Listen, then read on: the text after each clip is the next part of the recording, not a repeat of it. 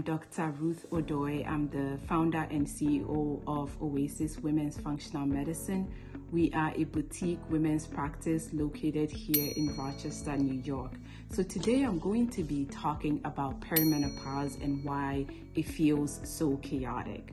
Bear with me while I go through some basic science about perimenopause, and then we will go into some practical tips that you can do starting tomorrow to help you navigate this season. First thing I want you to understand and know is that it is a season and it will pass, right? So as women, we are born with a certain amount of follicles, and this is in our ovaries, and that's how much estrogen we make. And your body during puberty until you hit perimenopause gets used to a certain amount of estrogen, and you have receptors of estrogen throughout your body, from your brain, your skin, your hair, your nails, your heart, your joints. So all these receptors of estrogen gets used to a certain amount of estrogen during puberty into menopause.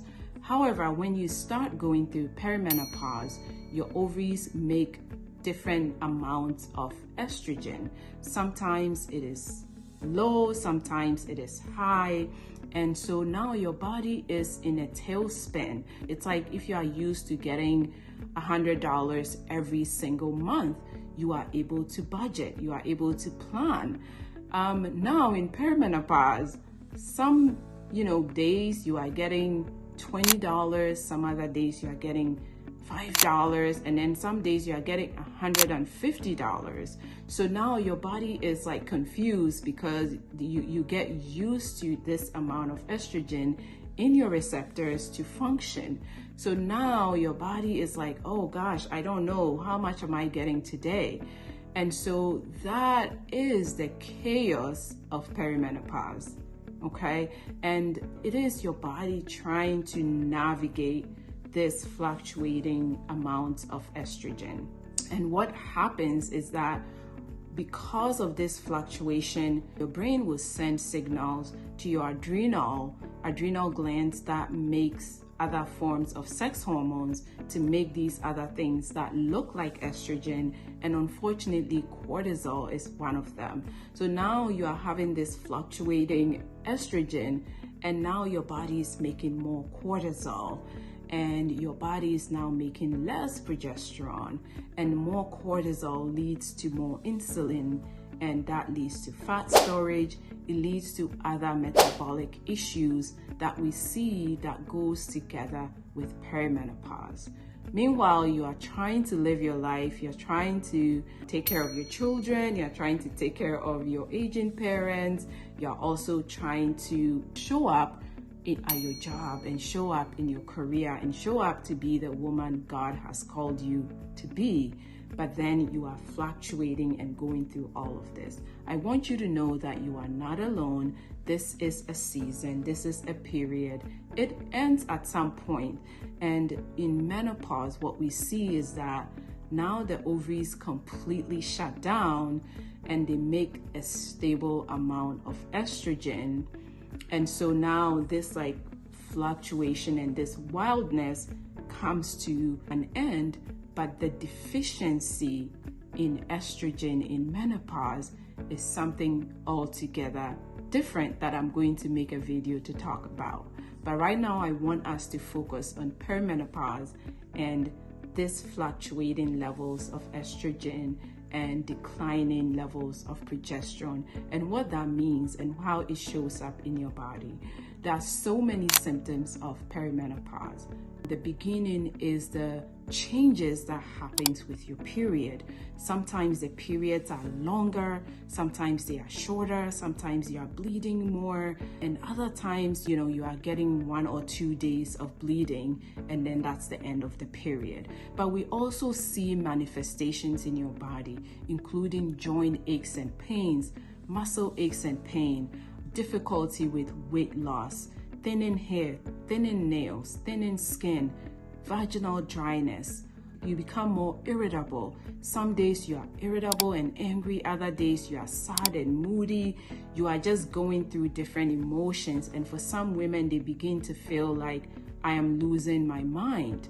And this is all part of perimenopause. It's scary for a lot of women. For some women, their marriages suffer, their careers suffer, their relationships suffer because of all these changes. And that's why I want you to understand it is a season, and I want to educate and arm you with some practical steps that you can take starting tomorrow to help yourself, to also help your healthcare team to be able to support you during this season.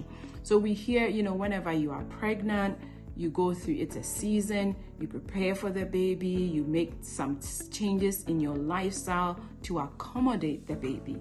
And so I want you to think of perimenopause in the same light, that it's a different season. And so what can I do to prepare? What can I do to, be well equipped?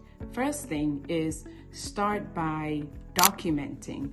So day 0 to 5, day 0 is the first day of your period to, day 5, document your symptoms. How are you feeling? How is your mood? What is your appetite? What are you craving?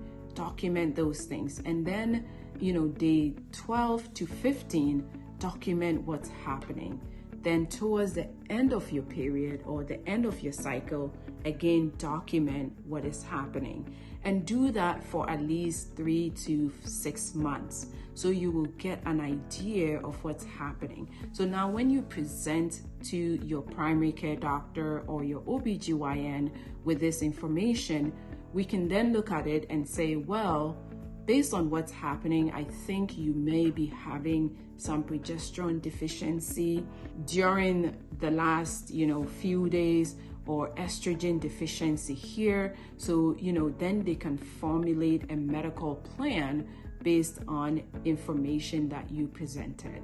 The next thing is having a plan about your diet and, lifestyle changes. So things that worked in your 20s might no longer work in your 40s or your late 30s. We used to be able to grab whatever is at home and just eat and go on. That's no longer going to help. That's no longer going to sustain you in this season. You may, have to start your day with a breakfast that is heavy in protein, at least 40 grams of protein. And no, eating 2 eggs will not cut it, because 2 eggs is only 14 grams of protein. So you need 40. So find a way to get at least 40 grams of protein in all breakfast. In every breakfast that you are eating, please get at least that amount of protein. That will help to stabilize your blood glucose throughout the day. And that helps with the mood swings and sometimes the mood swings goes with fluctuating levels of blood glucose. And so if you can stabilize your glucose or your sugar levels, that will help stabilize your mood. It will also help you with sleep at the end of the day. So that's one tip. Next thing is you need a sleep plan. Going to bed whenever or however will no longer work, because sleep deprivation will make every symptom of perimenopause worse. Sleep deprivation is not your friend in this season. So for a lot of us, it means that 2 hours before we go to bed, we don't eat any food, no food. At least an hour before bed, no screens, dim the lights.